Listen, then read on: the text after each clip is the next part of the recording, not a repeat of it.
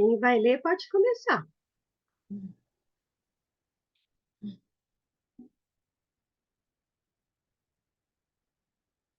Jesus, a videira verdadeira. Eu sou a videira verdadeira, e meu Pai é o lavrador. Todo ramo que, estando em mim, não dá fruto, ele corta. Todo ramo que dá fruto, ele poda, para que produza ainda mais. Vocês já foram limpos pela mensagem que eu lhes dei. Permaneçam em mim, e eu permanecerei em vós. Pois, assim como um ramo não pode produzir fruto se eu não estiver na videira, vocês também não poderão produzir frutos a menos que permaneçam em mim. Sim, eu sou a videira, vocês são os ramos. Quem permanece em mim e eu nele produz muito fruto, pois sem mim vocês não podem fazer coisa alguma. Quem não permanece em mim é jogado fora como um ramo imprestável e seca. Esses ramos são ajuntados no monte para serem queimados. Mas, se vocês permanecerem em mim e minhas palavras permanecerem em vocês, pedirão o que quiserem, e isso lhes será concedido. Quando vocês produzem muitos frutos, trazem grande glória a meu Pai e demonstram que são meus discípulos de verdade. Eu os amei como o Pai me amou. Permaneçam no meu amor, permaneçam no meu amor. Quando vocês obedecem a meus mandamentos, permanecem no meu amor, assim como eu obedeço aos mandamentos de meu Pai e permaneço no amor dele. Eu lhes disse estas coisas para que fiquem repletos da minha alegria. Sim, sua alegria transbordará. Este é o meu mandamento. Amem uns aos outros como eu amo vocês. Não existe amor maior do que dar a vida por seus amigos. Vocês serão meus amigos se fizerem o que eu ordeno. Já não os chamo de escravos, pois o Senhor não faz confidência a seus escravos. Agora, vocês são meus amigos, pois eu lhes disse tudo o que o Pai me disse. Vocês não me escolheram, eu os escolhi. Eu os chamei para irem e produzirem frutos duradouros, para que o Pai lhes dê tudo o que pedirem em meu nome. Este é o meu mandamento: amem uns aos outros. Se o mundo os odeia, lembre-se de que primeiro odiou a mim. O mundo os amaria se pertencesse a ele, mas vocês não fazem parte do mundo. Eu os escolhi para que não mais pertençam ao mundo, e por isso o mundo os odeia. Vocês se lembram do que eu lhes disse? O escravo não é maior do que o senhor, do que o seu senhor. Uma vez que eles me perseguiram, também os perseguirão. E se obedeceram a minha palavra, também obedecerão a sua. Farão tudo isso a vocês por minha causa, pois rejeitaram aquele que me enviou. Eles não seriam culpados se eu não tivesse vindo nem lhes falado. Agora, porém, não tem desculpa por seu pecado. Quem me odeia também odeia meu Pai. Se eu não tivesse realizado no meio deles sinais que ninguém mais pode realizar, eles não seriam culpados. Agora, porém, viram tudo que fiz. No entanto, ainda odeiam a mim e a meu Pai. Isso cumpre o que está registrado nas escrituras deles. Odiaram-me sem motivo. Mas eu enviarei a vocês o encorajador, o Espírito da Verdade. Ele virá do Pai e testemunhará a meu respeito. E vocês também devem testemunhar a meu respeito, porque estão comigo desde o início. Amém? Amém. Eu queria fazer só duas considerações aqui no começo. Aí vocês vão falando. A primeira, até tem no Salmo 23, fala que a vara e o cajado são os consolos que o crente tem com Deus, né? Então, eu lembro de uma vez até que eu acho que foi com a Esther mesmo, que a Esther estava me falando alguma coisa, e eu falei, filha, o consolo do crente é vara e cajado. Ou seja, né, a gente leva umas lapadas, né? E o que eu achei engraçado aqui, que corresponde a isso, é essa questão de que quando o que não dá fruto, ele corta e tira. E o que dá fruto, ele poda, né? Então, às vezes a gente passa por algumas circunstâncias e fala, meu Deus, mas por que eu estou passando por isso, né? Então, é essa poda para que mais frutos sejam dados, né? Não é uma desistência de Deus a nosso respeito, né? Só que esse daí era só para a gente refletir aí, o que eu achei engraçado. E a segunda questão que eu queria que vocês começassem a falar, nesse primeiro trecho, né, que fala aí sobre a videira verdadeira, existe uma palavra repetida, um verbo repetido várias vezes. Que verbo que é Permanecer. esse? Hã? Permanecer. Per- Permanecer. permanecer. E o que é permanecer? Ficar, né? Manter, né? Se preocupar, não se afastar. É permanecer. Quem aqui já é casado há muitos anos, não tem hora que alguém pergunta assim, como é que vocês ficaram casados tantos anos? Um casal mais novo, né? Por exemplo, ou alguém que não casou, que se separou. Qual é a resposta que normalmente vocês dão?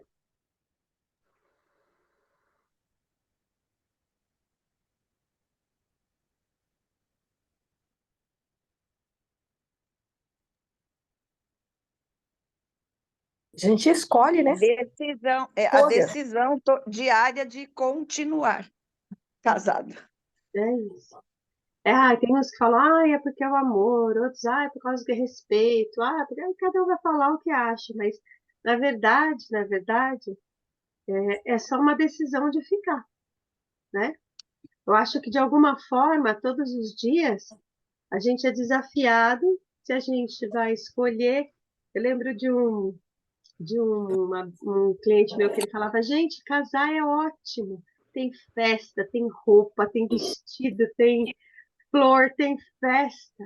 Ele falava, o duro é ficar casado depois, né? Porque o casar é uma beleza, né? Mas o ficar casado é isso, né? É naquele dia que você fala assim, eu acho que esse aqui não vale mais a pena. É bananeira que já deu cacho, vamos ver o que a gente vai fazer. Aí naquele dia você fala, vou procurar outra coisa. Aí você fala, não, vou ficar aqui mesmo, eu vou permanecer, né? Eu acho que Jesus, o noivo, está falando aqui, ele fala muito o verbo permanecer, e ele fala muito sobre amor, né? O amor faz essa escolha de permanecer. Mas o seu marido é o marido ideal? O marido de vocês é o marido ideal? Perfeito? Perfeito não, vou falar o ideal, porque perfeito ninguém é mesmo.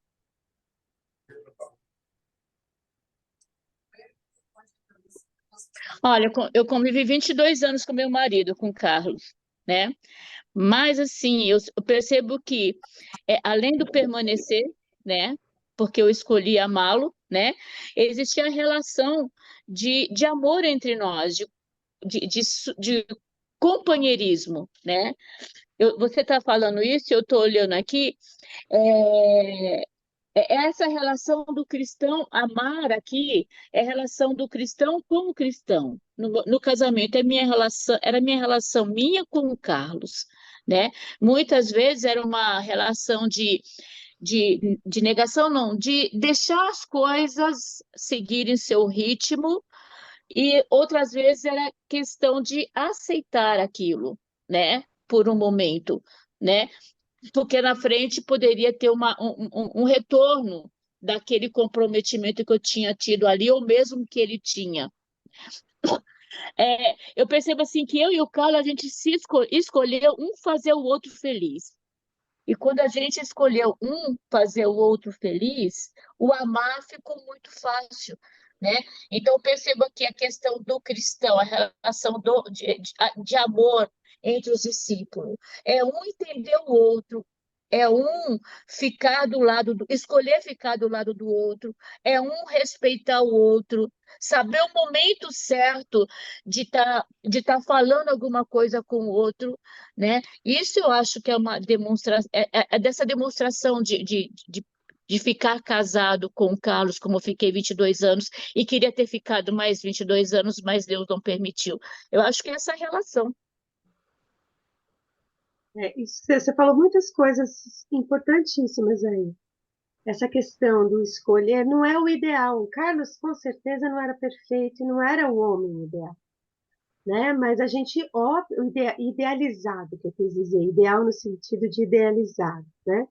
O Carlos era um homem real, assim como o Alexandre é um homem real, o Oswaldo é um homem real, o Manuel é um homem real, o Paulo, o Geraldo, o Dê. Só não sei, acho que o nome do marido da Cida e da Adriana. Os dois maridos eu não sei o nome, mas eles também, né? São. É o quê? Bento, Bento, é isso. da Cida. É E o da Cida? Bento. O da Cida é o Bento. E o da Adriana? Ela falou, mas eu não cortou, não entendi. Ari. Ari. Eles não são os homens, aquela coisa idealizada. Eles são homens reais, que têm as dificuldades e as lutas reais, né? E quando a gente se depara com essa circunstância e a gente escolhe amar, a Edna falou uma coisa muito bacana que Jesus vai dizer aqui no texto também. A Edna falou de companheirismo, né? De dividir, partilhar a vida com essa amizade, né? E se vê, Jesus fala assim, olha, eu não estou mais chamando vocês de servos, estou mais chamando vocês de escravos, estou chamando vocês de quê? Amigo. Amigos, né? Esse permanecer é isso. Nós somos aqui, nós temos amizades aqui de 30 anos, mais de 30, eu acho. Nós temos amizade de 15, nós temos amizade de 10. E por que fez a gente se tornar amiga e permanecer, né? Às vezes a gente se afasta um pouco, volta, tal, mas esse amor da amizade, esse amor de amigo, ele permeia. Você vê, a Esther falou aí no começo, lá antes da gente gravar. Ai, Edna, você devia estar lá conosco, né? Aí eu já lembrei da Heloísa e da Cícera, lá das salas de oração. Ai, vocês deviam estar conosco. Por quê? É essa amizade, né? É esse amor que permeia. A Cícera, a Heloísa, a Esther, a Edna são perfeitos? Não, não são, né? A gente eu já tive discussões, acho que quase três, quase quatro com a Esther também. Mas mas o que que a gente faz? A gente voltar e a gente permanecer, né? É esse amor, essa vontade de estar perto, né? O marido, às vezes a gente fala, ai, tô cansada, tô cansada. Aí ele viaja, ou a gente viaja, agora que final de semana eu passei fora. Quando volta, ai, eu senti falta, porque eu quero ficar perto, né? Então, eu acho que esse texto, a palavra fundamental aí é permanecer. E esse permanecer, ele traz uma coisa. Eu queria que vocês lessem aí de novo, alguém lesse o verso 11. 11 e 12. Eu lhes disse essas coisas para que fiquem repletos da minha alegria. Sim, sua alegria transbordará. Este é o meu mandamento: amem uns aos outros como eu amo vocês. Eu acho que quando a gente permanece com o amor de Deus, com os irmãos e Cristo em nós, quando a gente permanece nos momentos difíceis, nas dores que a gente passa, nas circunstâncias complicadas que a gente passa, mesmo nessas, a gente encontra alegria. Por quê? Encontra alegria porque vem uma e diz: eu estava orando por você. Ai, meu coração aqui ficou. Achei você meio tristinha na reunião e comecei a orar por você, né? Esse amor, ele sustenta a igreja. É essa comunhão, essa rede, né? Por isso que não dá para um ser mais importante que o outro, sabe? Não dá para um nó ser mais importante que o outro. É essa rede que faz com que a gente permaneça e faz com que a gente transborde de alegria. Olha que coisa interessante, né? Mas eu estou passando por um momento tão difícil, ou eu estou vencendo uma doença, ou eu estou numa depressão. Esse final de semana nós vimos várias mulheres que procuraram a gente falando: mas eu estou numa depressão.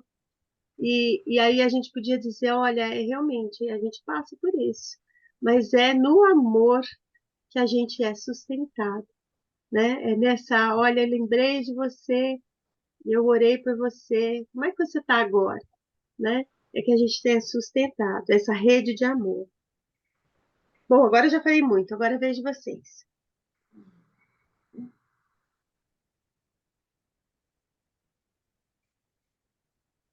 Eu percebi que do 1 até o 11, a palavra permanecer, ela é descrita 11 vezes, né? Aí continuando, o que fala, como é importante essa questão da permanência, né?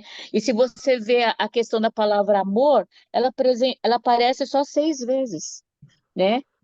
E a gente vê que o permanecer, ele é todo dia, é toda hora. Eu quero ficar, eu quero acompanhar, eu quero estar ali, né? Então, você se cobrando sobre essa permanência. Eu quero ficar, tá bom? Eu quero ser amada, eu quero, né? Então, essa questão da permanência, ela é muito importante. Né? Então, nesse capítulo eu percebo essa diferença da utilização da palavra permanecer e amar, né? Como é importante permanecer em uma situação como você definiu aí. Quando você Uma falou, coisa eu também lembrei. que Desculpa, fala, Maria. não, eu ia falar que me chamou muita atenção também que ele relaciona o permanecer, ele fala do amor dele e da obediência, né? Assim, parece que é uma coisa que, que só é possível obedecê-lo quando a gente realmente se sente amada por Deus, se sente amada por Jesus. E aí você realmente passa a obedecer. Quer dizer, eu nem sou tão obediente assim, o senhor sabe. Mas eu entendo isso como sendo realmente uma coisa depende da outra, né? Nós falamos isso no encontro passado, sobre a obediência, né? E eu fiquei com isso martelando na minha cabeça. E depois eu fui ouvir o sermão Até que Nada Mais Importa. Olha, essa semana foi punk, viu? Porque aquele sermão lá é para a gente realmente ficar pensando, né? E trabalhando. Mas eu acho que é isso, assim, né? A gente só consegue obedecê-lo pelo amor que ele tem pela gente primeiro, né? E permanecer, então, assim, é consequência disso. Eu escuto bonito isso, né? Eu ia contar que teve uma cena que marcou muito para mim nesse final de semana. A gente começou com uma brincadeira muito grande, porque o rapaz que organizava, que estava ajudando a organizar todo o evento, ele falou assim: para que vocês querem uma sala de oração com tantas cadeiras? Eu movo cadeira, coloco sofá, faço um monte de coisa e depois chega lá tem 4 mulheres, né? Aí a Marta, né, que é a nossa líder, brincou com ele, assim, falou: você não conhece a minha igreja? A minha igreja é a igreja de oração. Aí ele falou assim: ai, Marta, da outra vez eu mudei não sei o que, mudei não sei o que lá. E aí foram assim 5, 6 mulheres, né? Eu falei: por quantas mulheres você iria montar essa sala, né? Ele falou: se tivesse 10, aí eu acho que já justificaria. Eu falei: então faz o seguinte, amanhã, que a primeira sala de oração ia ser no sábado às 7 da manhã. Eu falei: então amanhã às 7 da manhã você entra na sala. Se tiver mais de 10 mulheres, eu ganho a aposta. Se tiver menos de 10, você ganha. Aí ele falou, eu vou entrar e vou tirar uma foto assim e vou mostrar para vocês que não vai ter, né? Isso foi uma brincadeira que ela foi ganhando vulto, ficou muito engraçada durante essa preparatória. Aí eu comecei a falar para as mulheres, gente, amanhã vocês têm que ir lá, senão nós vamos perder a porta. Né? Mas mais como uma brincadeira mesmo. No dia seguinte, às 5 para as 7, ele estava na sala. E já devia ter umas 20 mulheres, né? Aí ele olhou assim, eu falei, você está contando? Aí ele falou, tá bom, vou tirar a foto para mostrar que tinha. Eu falei, não, não, não, você vai tirar a foto às 7, porque às 7 vai ter mais mulher. Aí, bom, enfim, só para vocês saberem, a nossa primeira sala de oração teve 69 ou 79 mulheres, acho que foi 79 mulheres. Estava lotada, tinha gente sentada no chão, estava lotada. E eu achei aquilo interessantíssimo, essa brincadeira. Aí, nessa primeira sala, uma mocinha, eu falei, quem vai orar por fulano, né, que tinha feito pedido? Uma mocinha levantou a mão, eu falei, então você vai orar. Ela falou, não, eu não sei orar assim em público, eu só estou querendo fazer um pedido. Aí eu falei, tá bom. Aí eu deixei, eu pedi para outra pessoa orar. No final, ela veio conversar comigo e falou assim, irmã, me perdoa de eu não orar, mas é que eu sou nova na igreja, eu tenho vergonha, eu sou tímida e tal, né? Falei, querida, imagina, não tem problema nenhum, fique em paz. A hora que o Espírito Santo tocar o seu coração, não importa quantos anos de igreja você tem, você vai fazer uma linda oração e a gente vai ser edificado e abençoado na sua vida, no tempo do Espírito Santo. Aí ela me abraçou, agradeceu, tá? No último dia, a gente já feito os pedidos no mural, assim, né? No último dia que a gente falou, vamos orar, agora orar pelos pedidos. As minhas companheiras de oração tinham saído. E quem ficou na sala foram assim umas 5 pessoas, mais ou menos 6 pessoas. E ela e a amiga que tinha levado ela estavam na sala também. Eu falei, olha, como Deus preparou para essa hora vocês, nós é que vamos orar pelos pedidos, já que as minhas amigas saíram. Aí tá bom, tá bom. Aí eu coloquei elas em fila, assim, em frente, assim, ao painel. Falei, então começa lá e termina aqui em mim. E cada uma foi orando. Quando chegou nessa moça, meu Deus do céu. Olha, eu vou falar para vocês. Eu já tive muitas experiências de oração, mas tem umas que é muito transbordante, sabe? Essa menina fez uma oração, ela foi tomada pelo Espírito Santo de uma maneira que a sala inteira se encheu da presença de Deus e a gente ficou assim num estado de êxtase daquela, sabe, vocês sabem o que é, já passaram por isso. E a sala toda. E aí nós oramos, ela terminou de orar, até que eu orei no final, peguei os pedidos, coloquei na mão de Deus, mas estava todo mundo muito ligado, assim, em unidade. A gente estava assim, quando terminou a oração, eu falei assim, terminamos, né? Elas falaram, vamos cantar um hino? Aí nós cantamos um hino. Aí vamos fazer uma oração, mais uma oração. Aí eu dei risada e falei assim, vocês não estão querendo sair daqui, né? Elas falaram, não. Eu falei, a gente vai encerrar. Vamos fazer uma última oração de gratidão e a gente vai encerrar. E a gente tem as outras programações, né? Quando eu li esse texto do permanecer junto com essa cena, eu fico pensando nisso. É uma coisa tão prazerosa, que a gente quer ficar, a gente não quer ir embora, sabe? É isso. Aí é entre aspas, né? Aí é fácil obedecer, é fácil, né? Amar. Por quê? Porque você permanece ali, naquele momento, imbuído da presença de Deus. Essa presença, né, de Deus em nós, Cristo em nós, e nós no Pai, é essa unidade, né, que faz essa alegria, né, esse transbordar de alegria. Né? Estavam todos ali com problemas, mas só que estavam todos alegres e não queriam sair da sala. Edith, eu estou lendo esse livro aqui, né? Esse livro aqui é um livro de discipulado. É a explicação de todo esse capítulo aí. E quando falou sobre obedecer, eu lembrei de uma parte que fala aqui, né? E eu vou ler para vocês, que tem a ver com o que você acabou de falar. Quando Jesus diz permanecei no meu amor, é para explicar o relacionamento agricultor, videira e ramos, com ênfase numa obediência amorosa intencional, em que a habitação mútua do Pai e Filho, de Jesus e seus discípulos, é também os discípulos e o Pai Celestial na qualidade de filhos. Torna-se um relacionamento mútuo de amor, onde a obediência é alegria espontânea e não obrigação penosa. Então, obedecer é uma coisa que é que nem assim, é quando o pessoal fala assim sobre a submissão da mulher no casamento, né?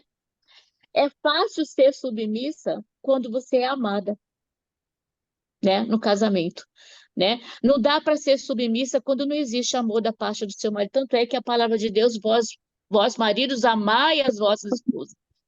E dentro de um casamento, quando existe um amor do marido em relação à esposa, é fácil. Meu marido não era evangélico, mas era fácil ser submissa a ele porque existia amor no relacionamento, né? Então eu vejo assim também entre os discípulos. Jesus amava tantos discípulos que era fácil para os discípulos obedecer, porque eles eram amados. E nós também. É fácil ser submissa à vontade de Deus em nossa vida, porque existe um amor, né? E quando existe o amor, não existe obrigação, existe obediência à palavra de Deus. E é fácil ser submissa quando a gente é amada, e é fácil amar para eles quando a gente é submissa. Não é nem que Isso. é fácil, a gente permite que ele nos ame, Fácil. a gente permite que o marido nos ame quando a gente se submete. Eu tive uma experiência, já falei para vocês, que enquanto eu não me submeto, eu não me sinto amada. Mas no momento em que eu me submeto, falo, tá bom, olha, Jesus, em obediência ao Senhor, viu? Não é a ele, não, é o Senhor. Aí eu vou e me submeto. E aí a resposta à minha submissão é o amor. Interessante, né? Quando a gente quebra, porque senão também fica muito peso só sobre eles, né? É fácil ser submissa quando eu sou amada. Então eu não sou submissa porque eu não me sinto amada, né? Mas é o contrário também. Quando você tem uma resposta de submissão para o marido, fica um pouco menos pesado nos dar uma resposta de amor, né? O que mais? Só queria fazer um parênteses aqui. Quando eu crescer, eu quero ser que nem a Edna, gente. Cada reunião, essa senhora apresenta um livro que ela está lendo. Gente do céu, meu sonho de consumo. Consegui terminar um livro que eu comecei, olha, no começo do ano eu não consegui terminar ainda. Mas Mas a Isabel, Edna sempre foi disciplinada, assim, viu, gente? Sempre. Desde a época que a gente fazia faculdade, a Edna sempre foi disciplinada. Nossa, mãe. mas agora que assim, eu tenho um tempo para isso, né? Aposentada, né? O meu marido não está mais comigo, então eu tenho muito tempo. E para ocupar o meu tempo com coisas úteis, eu me dedico à leitura, né? É mais fácil para mim porque o tempo faz, trabalho um pouquinho essa questão da mente, eu não fico me abstraindo com coisas inúteis, né? Bem. Bom, e a segunda parte? A gente e o mundo. Jesus e o mundo, a gente e o mundo. O que vocês viram dessa segunda parte? Eu até marquei aqui também marquei. Tem 7 palavras de ódio, odiar, né? Se o mundo odeia, primeiro odiou a mim, o mundo odeia, quem me odeia também odeia meu pai, né? Tem muitas essas questões, né? Então eu vejo essa questão aí da perseguição daqueles que são amados e permanecem no Pai, né?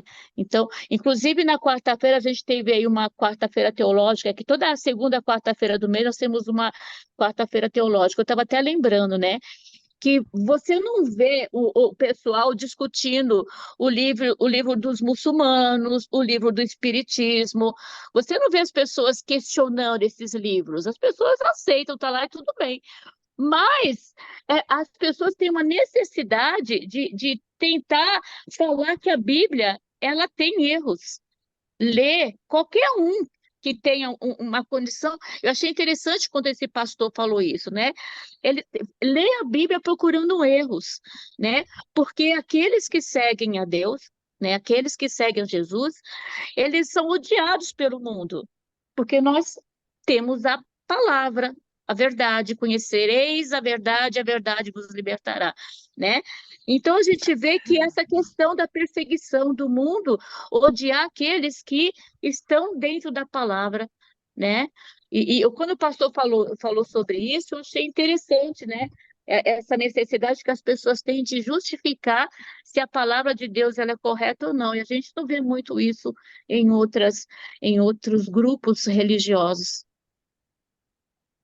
Até hoje, é engraçado quando fala de intolerância religiosa, está se falando de outras religiões e não do cristianismo, né? Porque quando do cristianismo não é intolerância religiosa, se faz abusos, falam que é arte, falam que é um monte de coisa, não é intolerância. Agora, se fala contra, principalmente as religiões de matriz africana, né? Ah, se você falar contra, é intolerância religiosa, né? Agora, se você falar contra uma atitude de um pastor, de um padre, até quando defende, por exemplo, a questão da vida, contra o aborto, as demais questões aqui que estão sendo levantadas, aí isso é intolerância religiosa, né? Ah, não, vamos questionar, vamos questionar. Então, é interessante isso que você falou, né? As inversões, né?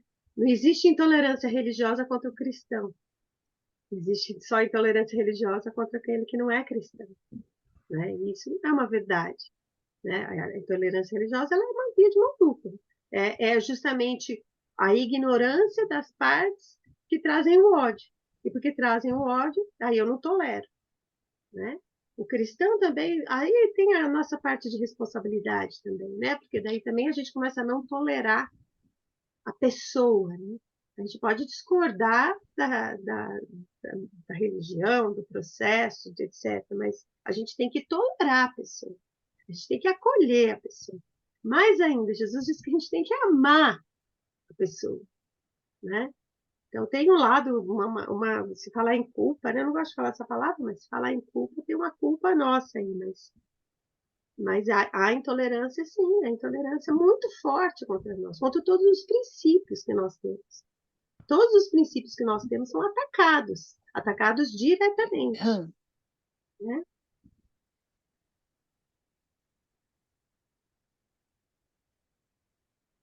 Mas a gente responde a isso com o quê? O que Jesus está ensinando aí? O amor. Permanecer. O amor, A gente ataca isso permanecendo. permanecendo, amando o mundo, né? Amando não as coisas do mundo, mas as pessoas, né? Testemunhando, né? Eu lembro até de João, né? Que no começo, né? João ainda testemunha. Toda vez eu me lembro de João quando a gente fez esse estudo. João até hoje testemunha de Jesus. Então, através do testemunho também.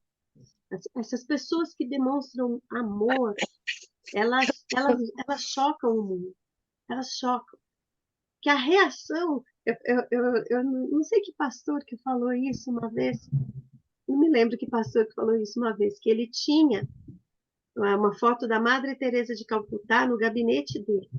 Porque toda vez que ele começava a ser chato, que tinha dado algum bom conselho, ele olhava para a foto dela e falava, não, estou muito distante dessa abnegação, desse amor todo que essa mulher demonstrou. Ela não pregava uma religião, ela pregava o testemunho do amor, né? E assim muitos que morreram até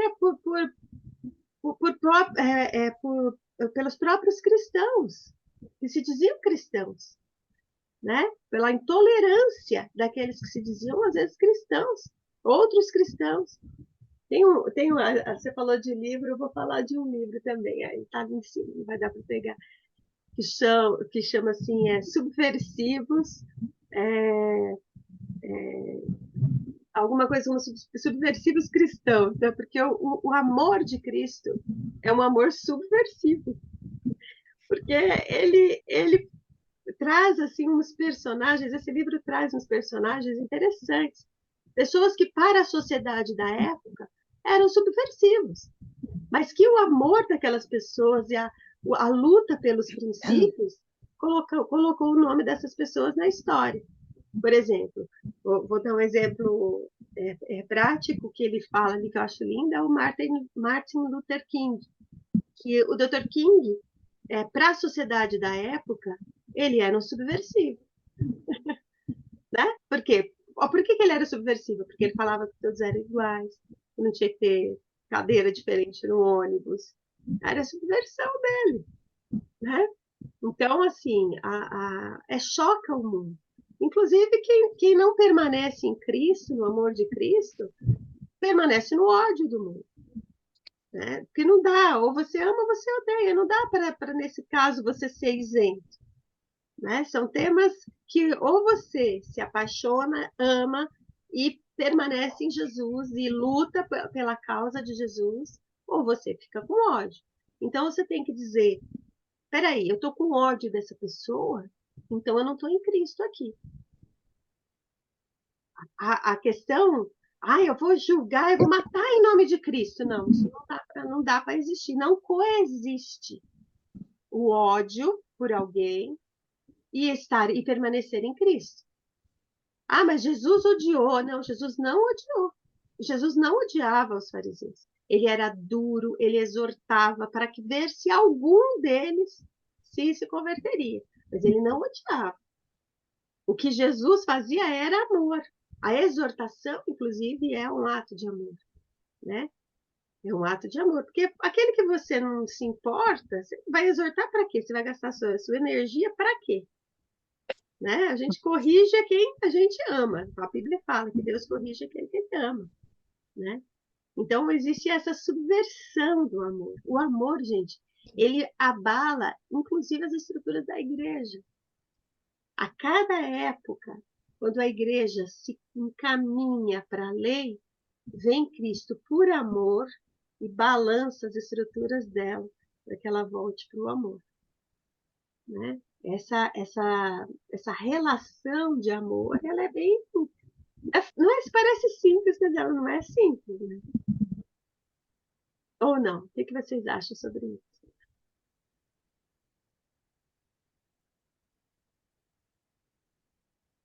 Não é nada simples. Não. É difícil você amar aquele que não pensa de acordo com o que você quer, né? Está indo contra aquilo nos princípios que a gente tem. É muito difícil, mas é necessário, né? Às vezes, na hora de você estar falando com a pessoa não está dando atenção, dá vontade de você ir lá né? Mas você precisa aprender. Amar é uma escolha, né? Aí você fica pensando, Jesus Cristo na cruz, né? Se ele tivesse a oportunidade de escolher, né? Será que ele teria morrido por mim, por amor a mim, Ele né? teve a oportunidade de escolher, né? Tanto que ele estava sendo ali subjugado, ofendido, escrachado, sei lá, ferido fisicamente, né? Ferido, olha aqui, ferido fisicamente é pesado, né? E ele continuou escolhendo. E quando ele estava lá, eu não tenho dúvida de que ele falou assim: pela Edith, que é bacana, eu morro, mas pela Cida, não. A Cida, eu não acho que eu não vou morrer, não. É o contrário da Cida. Ele estava lá na Oi, cruz, meninos, ele bom falou, dia. gente, bom dia, Dilton, fala. Eu acho que se Jesus tivesse optado por ele, ele não teria feito o que ele fez. E se eu optar por mim, eu não amo o outro. O amor envolve renúncia, né? O amor de Cristo é uma grande renúncia da condição humana dele, né? A grande renúncia entre não passar a dor, não passar o sofrimento, para que o plano acontecesse, né? Entre não passar por tudo isso humanamente ou se entregar por amor, né? O amor é renúncia, né? E o evangelho é sobre o amor de Deus, não é sobre mim, né? Enquanto eu estiver focada em mim, eu não, vai ser difícil amar, vai ser difícil amar o próximo, quanto mais próximo, mais difícil de amar ainda, porque eu conheço os defeitos desse próximo, esse próximo conhece os meus defeitos também, então, se eu não tiver, se eu não trabalhar, né, porque eu também não consigo ter isso naturalmente, e se eu não me abrir para o trabalho do Espírito Santo também, que é ele quem faz, se eu ficar fazendo resistência a isso, a minha escolha nunca vai ser o outro, nunca vai ser. Tem que ter essa renúncia de olhar para o outro, de fazer pelo outro, de seguir o evangelho, que é o evangelho de renúncia, que Jesus morreu renunciando a toda a condição dele para nos transmitir esse amor. Não sei se eu consegui me expressar, mas acho que é isso. Se Jesus tivesse focado na condição humana dele, ele não faria isso. Eu entendi o que você falou e concordo plenamente. Tanto que ele fala assim: o que eu vou pedir para o Senhor, Pai? Que eu passe de mim essa hora, mas foi para isso mesmo que eu vim, né? Eu entendi. Ele estava focado no amor do Pai, por isso que ele resolve permanecer, né? Seguir no caminho, né? Porque a dor do corpo dele, né? A gente vai ver isso lá no Getsemane. A dor do corpo dele faz com que ele talvez até pense em falar, passe de mim esse cálice, ele fala, né? Mas depois ele volta e fala, mas como é que eu vou dizer isso, né? Se é para isso mesmo, eu estou aqui, né? Muito legal É disso, isso. né? É isso, como é que eu vou dizer como é que eu vou responder em amor a esse que me odeia? Como é que eu vou responder?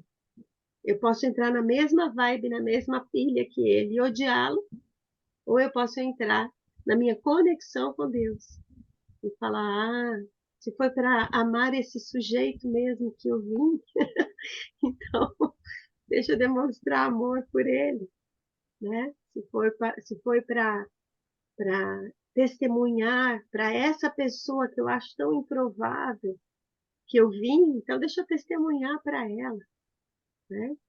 É isso mesmo, diz.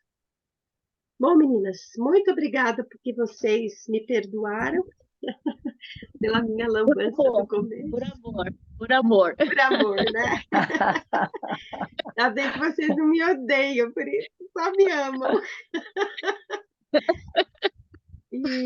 Então a gente já passou aí do horário normal, mas por minha culpa. Mas muito obrigada pelo acolhimento, viu? Então vamos orar para a gente encerrar? Senhor Jesus, que a nossa resposta, Senhor, para o mundo, para todas as pessoas, as que estão próximas, as que estão bem próximas, as que estão mais distantes, seja sempre uma resposta de amor, Pai.